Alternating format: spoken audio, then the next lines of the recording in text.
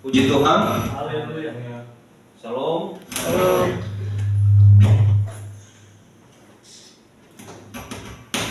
Pertama-tama saya mengucapkan terima kasih atas kehadiran Bapak Ibu malam ini dalam ibadah kita. Mari segera kita akan mendengar firman Tuhan untuk menyempurnakan ibadah kita. Kita akan mendengarkan firman Tuhan malam hari ini dengan tema What Faith Can Do. Apa yang iman dapat lakukan. Ya. Ayat firman Tuhan yang akan kita baca malam ini cukup banyak sekali, ada 22 ayat. Oleh karena itu kita tidak perlu baca, saya akan langsung jelaskan aja. Kita nanti ikutin aja alur cerita. Ya. Jadi intinya firman Tuhan yang saya sampaikan malam hari ini dari Markus pasal 5 ayat 21 sampai 43. Ini berbicara tentang mujizat Yesus. Mujizat yang Yesus lakukan. Ya, mujizat ilahi yang Yesus lakukan ketika dia menyembuhkan anak daripada kepala rumah ibadat, yaitu Yairus, anak perempuan dari Yairus, dan juga perempuan yang perdarahan selama 12 tahun. Nah, itu inti daripada ayat ini sebenarnya. Markus pasal 5 ayat 21 sampai 23, ada 22 ayat. Nah, oleh karena itu Bapak Ibu, mari kita bersama-sama nanti akan mengikuti alur ceritanya dan apa inti daripada nats ini. Inti daripada nats ini sebenarnya terkait dengan iman kita yang sungguh-sungguh kepada Tuhan. Ya, ketika kita melakukan itu semua dengan iman, maka Tuhan ada bercampur tangan, Tuhan berkarya. Tetapi ketika kita melihat dengan mata duniawi segala sesuatu, maka Tuhan juga tidak akan bekerja. Ya, itu intinya sebenarnya. Mari kita ikuti ceritanya. Dalam ayat 21, sesudah Yesus menyeberang lagi dengan perahu, orang banyak berbondong-bondong datang lalu mengerumuni dia. Setelah sedang ia berada di tepi danau, datanglah seorang kepala rumah ibadat yang bernama Yairus. Yairus ini ketika dia melihat Yesus, tersungkurlah ia di depan kakinya, maksudnya di depan kaki Yesus. Yairus ketika melihat Yesus, dia langsung tersungkur di depan kaki Yesus dan dia menyembah. Nah, seperti ini. Datang kepada Tuhan dengan sikap yang benar. Jadi artinya di sini, kalau kita datang kepada Tuhan, datanglah kepada Tuhan dengan sikap yang benar. Seperti kepala rumah ibadat ini Yairus, ketika dia datang kepada Tuhan, bertemu dengan Yesus, dia langsung tersungkur. Dan kalau tersungkur itu, apa yang dilakukan? Dia menyembah kepada Yesus. Jadi kalau datang kepada Tuhan, harus dengan sikap yang benar. Tidak boleh dengan sikap yang ogah-ogahan, tidak boleh dengan sikap yang malas-malasan, tidak boleh dengan sikap yang kurang peduli, kurang peka. Nah, Yairus ini tersungkur di depan kaki Yesus. Dia merasa tidak layak. Aku tidak layak sebenarnya Tuhan, tidak bertemu dengan Engkau. Merasa terbatas. Artinya ini sebenarnya merupakan suatu wujud ucapan syukur yang luar biasa. Begitu bahagianya, begitu senangnya. Seharusnya saya ini tidak layak bertemu dengan Tuhan. Saya ini orang berdosa. Nah, itu seperti itu kira-kira. Tapi kok bisa bertemu? Makanya dia sujud dan menyembah. Seperti ini gambarnya ya. Saya kasih di monitoring. Dia sujud, tersungkur di kaki Yesus. Dan memohon dengan sangat kepadanya, kepada Yesus maksudnya. Apa katanya? Tuhan, anakku perempuan sedang sakit, hampir mati. Artinya sebenarnya Yairus ini udah putus asa. Yairus ini udah nggak punya harapan sebenarnya. Makanya ketika ketemu Yesus, aduh, puji Tuhan, mungkin begitu kata-katanya. Inilah tabib yang ajaib. Anakku perempuan sedang sakit, hampir mati Tuhan. Datanglah kiranya dan letakkanlah tanganmu di atasnya, supaya ia selamat dan tetap hidup. Apa esensi daripada ayat ini? Ini merupakan suatu iman yang luar biasa. Artinya Yairus ini yakin sekali bahwa jika Yesus menumpangkan tangannya di atas kepala anaknya Yairus ini, pasti semua dikatakan ia selamat dan tetap hidup. Suatu iman yang luar biasa, yakin, bukan coba-coba. Bukan coba-coba. Kalau coba-coba, Yesus juga tahu. Dia lagi nyoba-nyoba, ini sebenarnya dia itu masih bimbang. Tapi Yairus full, dia percaya supaya ia selamat dan tetap hidup. Lalu pergilah Yesus dengan orang itu. Orang banyak berbondong-bondong mengikuti Yesus dan berdesak-desakan di dekatnya. Berbondong-bondong mengikuti Yesus. Ya. Adalah di situ seorang perempuan ketika mereka berbondong-bondong mengikuti Yesus jalan ke rumahnya Yairus. Adalah di situ seorang perempuan yang sudah 12 tahun lamanya menderita pendarahan. Bagaimana kalau kita menderita penyakit selama 12 tahun? Kita udah putus asa. Paling juga, ya Tuhan tinggal menunggu ini. Kapan sih saya Tuhan panggil? Kapan sih hidup saya ini berakhir? Pas sudah putus asa. Perempuan ini sama. Sudah 12 tahun lamanya menderita pendarahan. Ia telah berulang-ulang diobati oleh berbagai tabib, ya, sehingga telah dihabiskannya semua yang ada padanya. Mungkin dia udah jual rumah, udah jual tanah, semua yang dia punya udah dia jual. Namun sama sekali tidak ada faedahnya. Malah sebaliknya, keadaan daripada perempuan ini makin memburuk. Ya mungkin saja juga dia ke orang pintar, mungkin aja dia ke dukun, tapi sama sekali tidak ada faedahnya. Malah kondisinya semakin memburuk. Lalu perempuan ini sudah mendengar-dengar berita tentang Yesus. Maka di tengah-tengah orang banyak itu, ia mendekati Yesus, perempuan ini. Dan dari belakang dia menjamah jubah Yesus. Apa katanya? Asal ku jamah saja jubahnya, aku akan sembuh. Puji Tuhan. Haleluya. Ini iman yang luar biasa. Tadi Yairus katakan, angkatlah tanganmu di atas kepalanya, di atasnya, taruhlah tanganmu di atasnya, maka dia akan selamat dan hidup. Itu juga iman yang luar biasa. Perempuan ini juga mengatakan, asal ku jamah saja jubahnya, aku akan sembuh. Itu iman yang luar biasa. Sudah 12 tahun loh menderita pendarahan. Tapi dia katakan, asal ku jamah saja jubahnya, aku akan sembuh. Kalau ini bukan dengan iman, tidak mungkin keluar kata-kata seperti itu. Itu pasti karena imannya luar biasa. Optimis dan iman yang luar biasa. Lalu apa yang terjadi? Kalau semua dilakukan dengan iman, apa yang terjadi? Seketika itu juga berhentilah pendarahannya. Dan ia merasa bahwa badannya sudah sembuh dari penyakitnya. Puji Tuhan. Haleluya. 12 tahun loh pendarahan. Hanya menjamah saja jubah Yesus dengan iman. Dan akhirnya saat itu juga berhentilah pendarahan.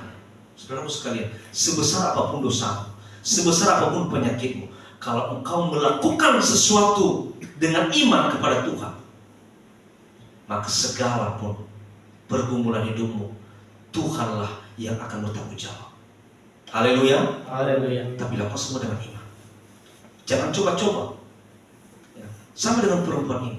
Menurut manusia ini tidak akan mungkin sembuh 12 tahun. Tapi dengan iman, hanya dengan menjamah jubah Yesus, dia akan sembuh. Dan itu terjadi kepadanya. Seperti ini.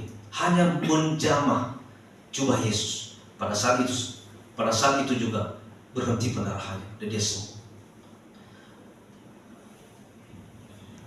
Wanita ini, dia menetapkan point of touch.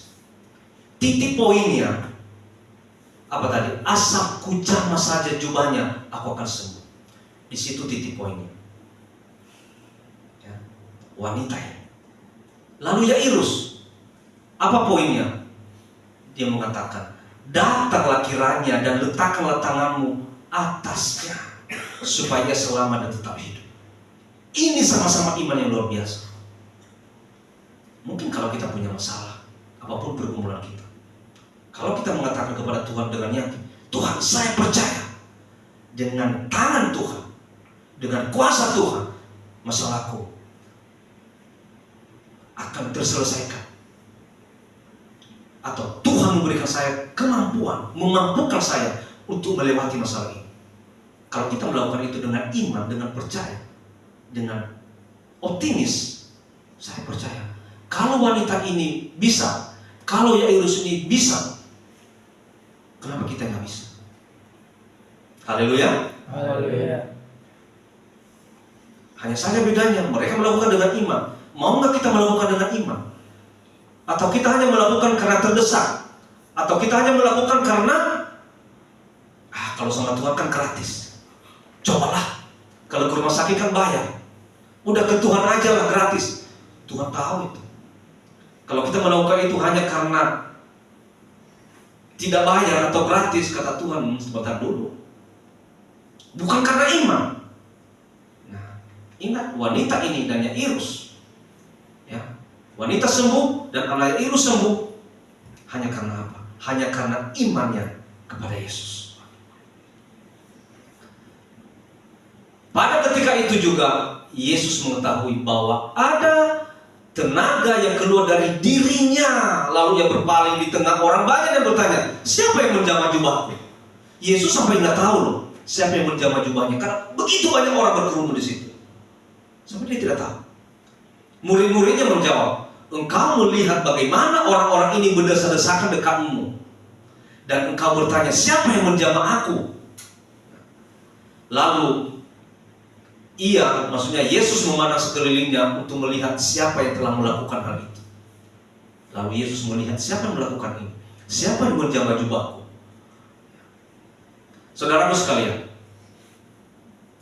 banyak orang yang menjamah Yesus, namun wanita ini menjamah dengan iman. Puji Tuhan. Haleluya. Banyak orang berkerumun menjamah Yesus, tapi mereka tidak dapat faedah apa-apa. Nggak ada dapat apa-apa dalam hidup mereka. Tapi wanita ini yang 12 tahun pendarahan sembuh. Kenapa? Karena dia menjamah dengan iman. Saudaraku sekalian,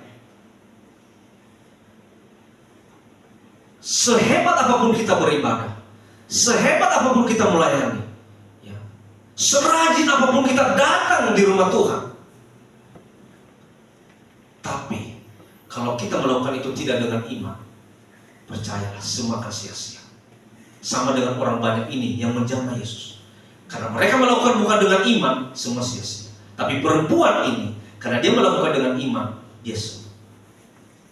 Kalau kita melakukan semuanya ini, semua pelayanan kita, ibadah kita, apapun kita lakukan kepada Tuhan dengan iman, percayalah, Tuhan akan bekerja dalam hidupmu. Karya Tuhan, mujizat Tuhan akan terjadi dalam hidupmu. Tapi lakukan semua dengan iman. Jangan hitung-hitungan dengan Tuhan. Perempuan itu yang menjadi takut dan gemetar. Takutlah pasti. Hanya karena menjamah langsung sembuh. Dia takut dan gemetar ketika mengetahui apa yang telah terjadi dalam dirinya. Lalu dia tampil dan tersungkur di depan Yesus dan dengan tulus memberitahukan segala sesuatu kepada Yesus. Ya, mungkin dengan tulus mengatakan, Tuhan Yesus, aku sudah sembuh. Dengan begitu girangnya. Ya bayangkanlah kalau kita sakit selama 12 tahun, lalu tiba-tiba sembuh saat itu juga. Pasti bahagianya, pasti girangnya, sukacitanya. Sama dengan perempuan ini. Ya, dengan tulus memberitahukan segala sesuatu kepada Yesus. Maka katanya, maksudnya kata Yesus kepada perempuan itu, hai anakku, imanmu telah menyelamatkan engkau. pergilah dengan selamat dan sembuhlah dari penyakitmu. Puji Tuhan. Pergilah, sembuhlah dari penyakitmu. Saudara sekalian, kebahagiaan yang luar biasa. Sebanyak apapun uang perempuan ini, mau apapun, dan terbukti semuanya dia punya habis. Mungkin rumah, harta, tanah, semuanya dia jual habis untuk penyakitnya. Tidak semua juga, malah berdampak buruk, semakin memburuk kondisinya. Ya, tapi hanya menjamah jubah Yesus dia sembuh. Bagaimana dia tidak bahagia, sukacita luar biasa. Yesus mengatakan, pergilah dengan selamat dan sembuhlah dari penyakitmu. Ya. Ketika Yesus masih berbicara, dia lagi berbicara nih, lagi ngebahas masalah perempuan yang sembuh nih.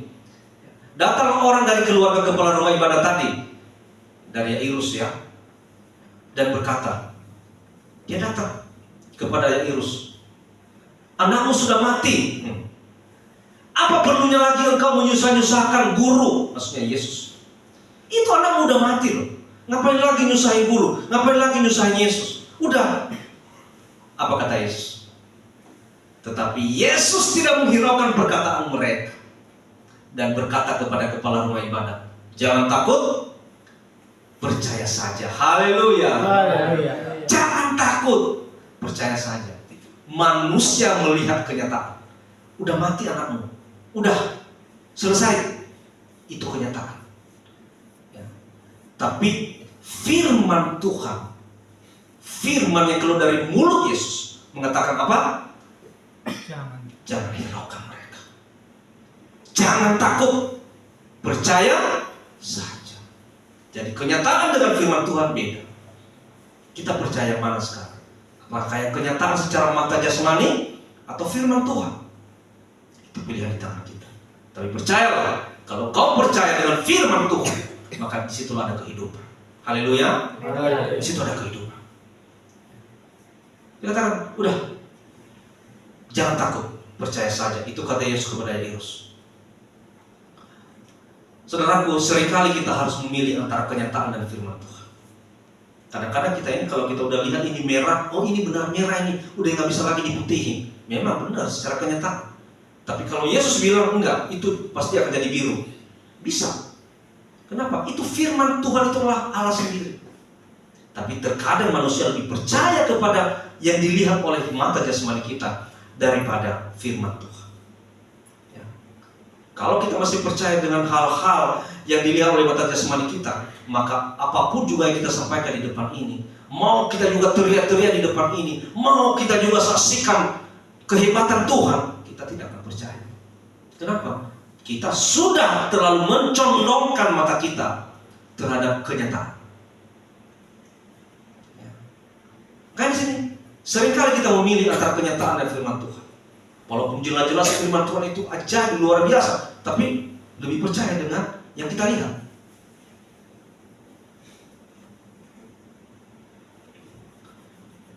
Yoel pasal 3 ayat 10. Tempalah mata bajakmu menjadi pedang dan pisau-pisau pemangkasmu menjadi tombak. Baiklah orang yang tidak berdaya berkata, aku ini pahlawan. Apa arti dari ayat ini? Ini mengingatkan kita bahwa di mata Tuhan, kita ini adalah pahlawan yang gagah perkasa. Kita ini adalah pahlawan yang gagah perkasa. Bahwa kita memiliki nilai yang tak ternilai di hadapan Allah. Artinya bahwa kita ini sangat berharga di mata Allah. Kita ini pahlawan yang gagah perkasa. Makanya kita jangan meremehkan hidup kita. Jangan menyepelekan hidupmu. Hidup kita ini sangat berharga di mata Tuhan. Pahlawan yang gagah perkasa, bahwa kita memiliki nilai yang tak ternilai di hadapan Allah. Kalau kita meremehkan hidup kita, merendahkan hidup kita, tidak menghargai hidup kita, sama aja kita tidak menghargai karya Allah. Karena kita ini milik Tuhan. Katakan bukan sesuai kenyataan tadi saya katakan. Katakan dalam hatimu, atau berkatakan bukan sesuai dengan kenyataan, tetapi sesuai firman. Beri petunjuk sesuai firman Tuhan.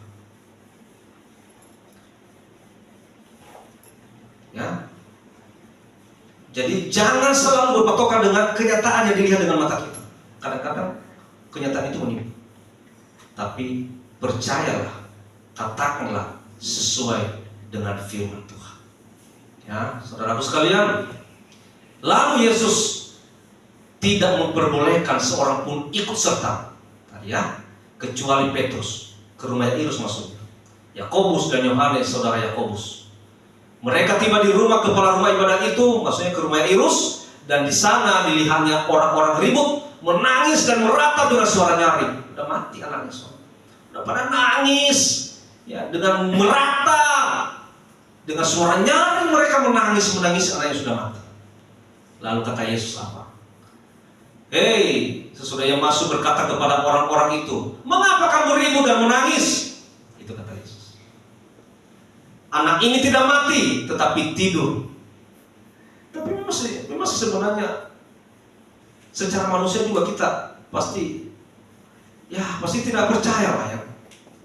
Kalau misalnya anak kita sudah mati, atau saudara kita sudah mati, tiba-tiba ada yang bilang, oh itu bukan mati, tidur.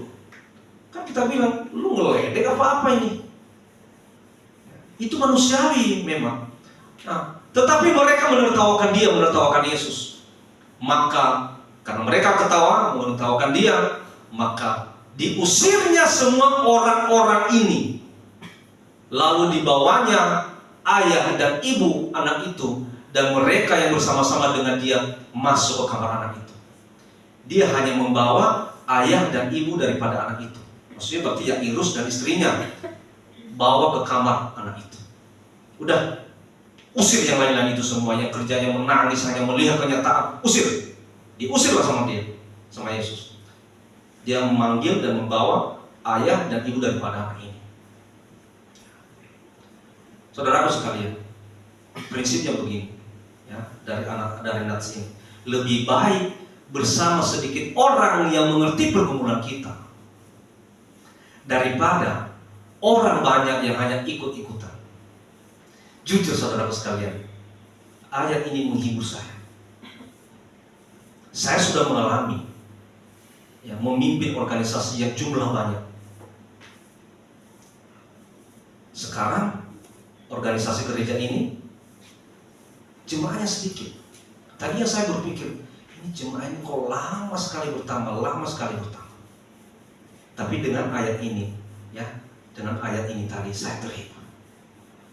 Lebih baik bersama sedikit orang yang mengerti pergumulan kita daripada orang banyak yang hanya ikut-ikutan. Dulu pernah saya memimpin organisasi yang cukup banyak pengikutnya, tapi benar hanya ikut-ikutan. Mereka tidak mengerti kita. Ya, giliran susah lu happy, ayo bareng-bareng. Ya. Jadi sebenarnya lebih bagus, lebih baik bersama sedikit orang. Lebih baik cukup dengan yang segini. Ya, kalau Tuhan akan nanti satu, tapi satu-satu terdidik, satu-satu mengerti kebenaran. Tapi mereka mengerti pergumulan kita. Mereka tahu tujuan pelayanan ini. Daripada nanti banyak membludak, tapi sikut-sikutan, saling menjelekkan, ya, saling menjatuhkan, ya, tidak mau saling bahu-membahu dalam pelayanan. Ya, itulah orang banyak yang hanya ikut-ikutan. Jadi saudaraku sekalian, jujur saya terhibur. Tapi bukan juga dalam arti saya tidak bergumul supaya jemaat bertambah. Saya tetap bergumul dan kita semua bergumul supaya jemaat bertambah. Tapi marilah kita bergumul berdoa supaya Tuhan tambahkan jiwa-jiwa yang benar-benar menopang pelayanan. Haleluya. Haleluya. Jangan hanya ikut-ikutan. Inilah Yesus ketika menyembuhkan anak perempuan daripada Yairus. Lalu dipegangnya tangan anak itu, katanya, Talitakum, yang berarti, hai anak, aku berkata kepadamu, bangunlah. Seketika itu juga anak itu bangkit berdiri dan berjalan, sebab umurnya sudah 12 tahun. Semua orang yang hadir sangat takjub. Haleluya. Semua takjub, pastilah. Orang sudah menangis, ditangisin kok udah meninggal, udah mati. Yesus katakan, hai anak, aku berkata kepadamu, bangunlah. Dan saat itu juga anak itu bangkit dan berdiri. Luar biasa. Jadi kalau masih ada yang bilang, apa mukjizat dilakukan oleh Yesus? Kan banyak itu agama-agama seberang. Mana mukjizat Yesus? Banyak. Itu anaknya Yairus bisa hidup lagi. Itu tadi perempuan 12 tahun pendarahan bisa sembuh seketika. Dan banyak lagi. Ya, Lazarus meninggal, mati, dibangkitkan, hidup kembali. Dan banyak sekali mukjizat-mukjizat yang dilakukan oleh Yesus. Dengan sangat ia berpesan kepada mereka supaya jangan seorang pun mengetahui hal itu, lalu ia menyuruh mereka memberi anak itu makan. Apa kata Yesus? Jangan satu pun yang mengetahui ini. Artinya kamu nggak usah beber-beberkan kemana-mana. Ya, beda dengan kita, beda dengan saya, beda dengan bapak ibu mungkin. Kalau ada kelebihan kita, bila perlu kita berusaha supaya orang tahu. Bila ada prestasi kita, kita berusaha supaya orang tahu, supaya kita dapat pujian. Tapi Yesus tidak. Dia berpesan, jangan seorang pun mengetahui hal itu. Lalu ia menyuruh mereka memberi anak itu makan. Luar biasa, contoh pribadi yang sangat rendah hati, saudara sekalian. Yairus orang yang diperhatikan Yesus. Sedangkan wanita tadi sepertinya tidak diperhatikan. Makanya kan waktu dia menjamah jubah Yesus, Yesus tidak tahu siapa yang menjamah jubahku. Artinya wanita ini sepertinya tidak diperhatikan. Beda dengan Yairus, karena kepala rumah ibadat jadi diperhatikan. Yairus orang yang terhormat, tapi wanita itu tidak. Tapi perhatikan saudaraku sekalian, Tuhan tidak melihat terhormat atau tidak. Tuhan melihat hati dan iman kita kepadanya. Haleluya. Terserah mau kita orang miskin, mau kita orang susah, mau kita orang kaya, mau kita pejabat, mau apapun, Tuhan tidak peduli itu. Yang Tuhan lihat, engkau memberikan hati dan iman kepadanya. Engkau orang susah, orang miskin, tapi engkau memberikan hati dan iman kepadanya, maka engkau yang diberkati. Engkaulah yang mendapat mahkota itu. Tapi engkau orang kaya, punya segala-galanya, tapi engkau tidak memberikan hati kepada Tuhan, no, engkau tidak dapat apa-apa. Coba lihat Yairus dengan perempuan ini. Yairus terhormat, perempuan ini tidak diperhatikan. Artinya bukan orang terhormat, tapi karena mereka memberikan, sama-sama memberikan hati dan iman mereka kepada Yesus, maka mereka dapat berkat. Mereka dua-duanya disembuhkan. Mungkin kalau Yairus juga tidak beriman kepada Yesus, ya mungkin anaknya tidak akan sembuh. Itu sembuh karena imannya, bukan karena dia kepala rumah ibadat. Si perempuan ini juga sembuh bukan karena dia orang susah, orang yang tidak terhormat, jadi udahlah kasihan. Bukan, tapi karena imannya. Walaupun juga dia susah, miskin, tidak punya apa-apa, tidak terhormat, kalau dia tidak berikan iman, ya tetap aja dia tidak dapat apa-apa, tidak akan pernah disembuhkan. Jadi intinya itulah, berikan hati dan iman kepadanya. Iman dan optimis ini ada Edmund Hillary, ya. Dia seorang pendaki gunung, ya. Jadi dia mengatakan kepada gunung itu begini. Sebelum mereka mendaki, dia mengatakan kepada gunung itu setahun sebelumnya, kepada gunung Everest tahun 1952. 1 tahun sebelum dia dan pendampingnya Tenzing Norgay menjadi orang pertama yang menaklukkan puncak tertinggi di dunia. Akhirnya mereka menaklukkan gunung puncak tertinggi di dunia. Dia bilang apa? Ini kita bicara iman, ya, bicara iman dan optimis. Engkau mengalahkan saya kali ini, artinya itu dia tidak putus asa. Tapi aku akan mengalahkan engkau nanti, sebab engkau tak bisa tumbuh lagi, tapi kemampuan kami bertambah terus. Puji Tuhan. Inilah kata-kata orang yang tidak pernah putus asa dan yang optimis dan punya iman. Setahun lagi aku akan kalahkan kamu. Setahun lagi aku akan bisa mendakimu. Sekarang aku belum bisa, aku kalah sekarang. Dan aku akan berjuang dan nanti aku pasti akan mengalahkanmu. Dan apa yang terjadi setahun kemudian? Ya, mereka menaklukkan puncak tertinggi di dunia. Ini gunung puncak tertinggi di dunia. Mereka menaklukkan itu. Yang artinya, Bapak Ibu Saudara sekalian, untuk beriman kepada Kristus itu bukan hal yang mudah. Harus benar-benar memberikan hidupmu dengan sungguh-sungguh, dengan sepenuhnya, hatimu dengan sepenuhnya, totality kepada Tuhan. Tidak main-main. Kalau kamu lakukan itu dengan total, maka sama dengan ini, engkau akan menaklukkan semuanya. Mari, jangan malas-malasan, jangan ogah-ogahan, jangan lakukan semua dengan semau gue. Totallah kepada Tuhan. Kita boleh berkaca, kita boleh meneladani, ya, melihat teladan daripada kedua tokoh tadi, ya, Irus dan perempuan yang berdarah 12 tahun. Karena mereka beriman kepada Kristus, maka yang satu anaknya sembuh, yang satu yang berdarah 12 tahun sembuh juga saat itu juga. Bukan karena ini susah makanya dikasih hari sembuh, bukan karena kepala rumah ibadat makanya ada disembuhkan, bukan, tapi karena mereka sama-sama memberikan hati dan iman mereka kepada Tuhan. Puji Tuhan. Tuhan Yesus memberkati.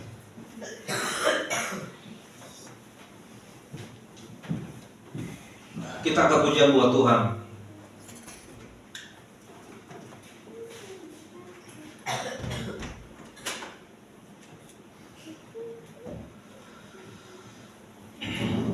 Apa lagu tadi?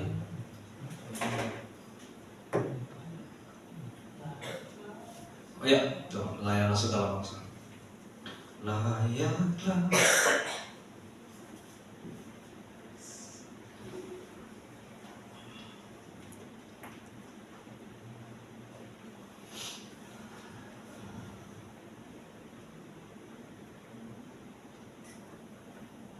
besar dan ajaiblah karyamu, adil dan benarlah jalanmu.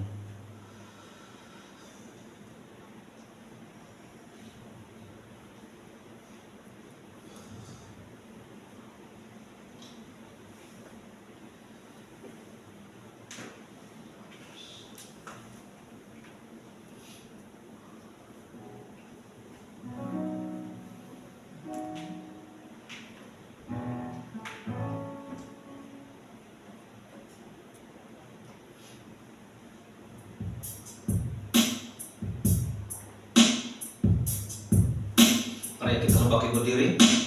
Kita akan berdoa dan mengakhiri ibadah kita ini.